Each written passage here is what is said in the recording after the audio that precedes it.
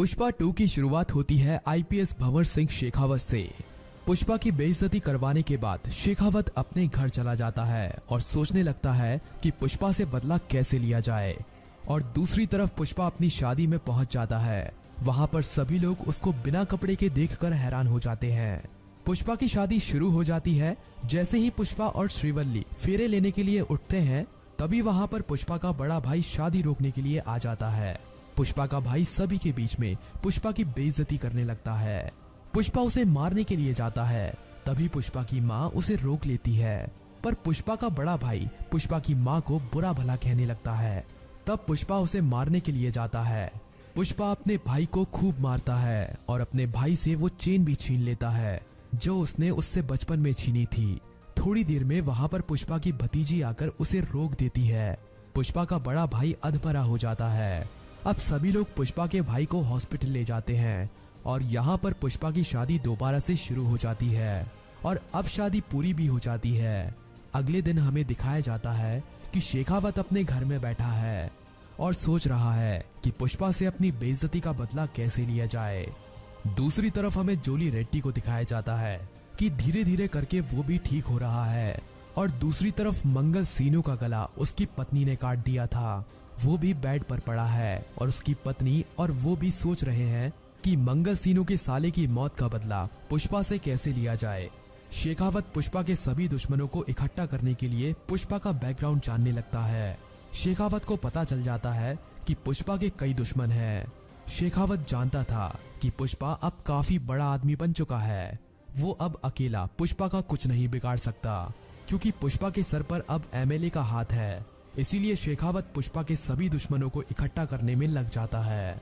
एक एक करके शेखावत मंगल सीनू और जोली रेड्डी को अपने साथ मिला लेता है। मंगल सीनू और जोली रेड्डी भी अब बिल्कुल ठीक हो चुके हैं। दूसरी तरफ एमएलए के साथ मिलकर पुष्पा अपना साम्राज्य दूर दूर तक फैलाने लगता है। पुष्पा अब चंदन की लकड़ियों की सप्लाई विदेशों में और भारत के कई बड़े बड़े शहरों में भी करने लगता है। अब चंदन की लकड़ियों की सप्लाई भारत में बेंगलुरु, मुंबई, कोलकाता जैसे कई बड़े बड़े शहरों में होने लगी है और चंदन की सप्लाई जापान और श्रीलंका में भी होने लगी है। पुष्पा का बिजनेस फैलाने में जोली रेड्डी के बड़े भाई जक्का रेड्डी का काफी बड़ा हाथ है। जक्का रेड्डी अभी तक पुष्पा के साथ इसीलिए है क्योंकि पुष्पा ने उसकी जान बचाई थी। पर आने वाले समय में जक्का रेड्डी भी पुष्पा से बदला लेगा, क्योंकि पुष्पा ने ही उसके भाई जोली रेड्डी को मारा था और जोली रेड्डी को अधमरा कर दिया था। अब शेखावत, मंगल सीनू और जोली रेड्डी पुष्पा को मारने का प्लान बनाने के लिए एक मीटिंग रखते हैं। अगले दिन मंगल सीनू और जोली रेड्डी उस मीटिंग में पहुंच जाते हैं। शेखावत इन्हें कहता है कि हमें सिर्फ पुष्पा को मारना नहीं है, पहले पुष्पा को तड़पाना है और एक एक करके उसके सभी चाहने वाले उससे छीनने हैं। तब हमें आखिरी में जाकर पुष्पा को मारना है। शेखावत की इस बात से मंगल सीनू और जोली रेड्डी सहमत होते हैं। तभी मंगल सीनू कहता है कि पुष्पा बहुत चालाक और ताकतवर आदमी है और अब तो उसके सर पर एमएलए का हाथ भी है, इसीलिए पुष्पा तक पहुंच पाना काफी ज्यादा मुश्किल हो गया है।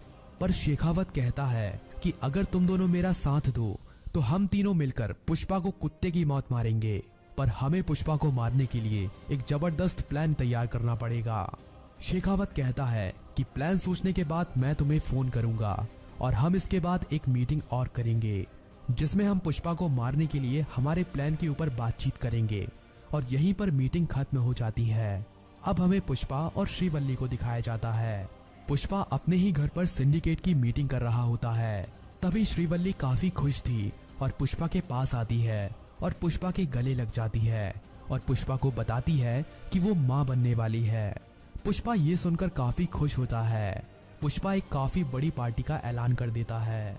सभी लोग उस पार्टी की तैयारियों में लग जाते हैं, क्योंकि इस पार्टी में काफी बड़े बड़े लोग आने वाले थे।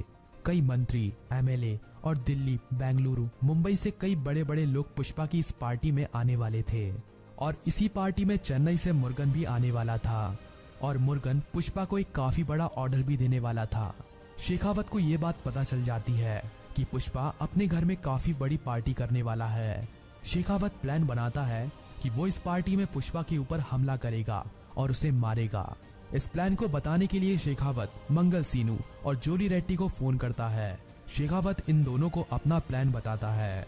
मंगल सीनू कहता है कि पार्टी में काफी बड़े बड़े लोग आने वाले हैं, इसीलिए पार्टी में काफी ज्यादा सिक्योरिटी होगी, बिना कार्ड के अंदर घुसना नामुमकिन होगा। पर शेखावत कहता है कि मेरा दिमाग एक पुलिस वाले का दिमाग है, तुम बस अपने आदमियों को तैयार रखना, मैं खुद उनके साथ पार्टी में अंदर जाऊंगा और पुष्पा के चाहने वाले हर एक को और पुष्पा को भी मैं ही मारूंगा। मंगल सीनू अपने आदमियों को हथियार देकर तैयार करता है। कुछ ही दिनों के बाद पार्टी की तारीख आ जाती है। पुष्पा की ये पार्टी काफी धूमधाम से होने वाली थी, काफी बड़े बड़े लोग इस पार्टी में पहुंच चुके थे। तभी वहां पर मंगल सीनू की लोग भेष बदलकर पहुंच जाते हैं और पार्टी में इनकी एंट्री जक्का रेड्डी करवाता है। जक्का रेड्डी भी शेखावत के इस प्लान में उसके साथ है, क्योंकि वो भी पुष्पा से बदला लेना चाहता है, क्योंकि पुष्पा ने उसके भाई को मारा था। थोड़ी देर में पुष्पा भी श्रीवल्ली के साथ यहाँ पर पहुंच जाता है। श्रीवल्ली पार्टी की धूमधाम देखकर काफी खुश होती है